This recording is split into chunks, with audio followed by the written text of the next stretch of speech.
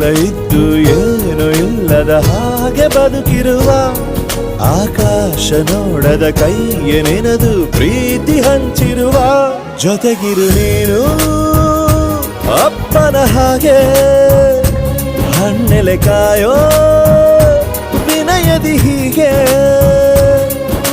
ನಿನ್ನನು ಪಡೆದ ನಾವು ಪುನೀತ ಬಾಳು ನಗು ನಗುತ್ತಾ ಬೊಂಬೆ ಹೇಳುತ್ತೈತೆ ಮತ್ತೆ ಹೇಳುತ್ತೈತೆ ನೀನೇ ರಾಜಕುಮಾರ.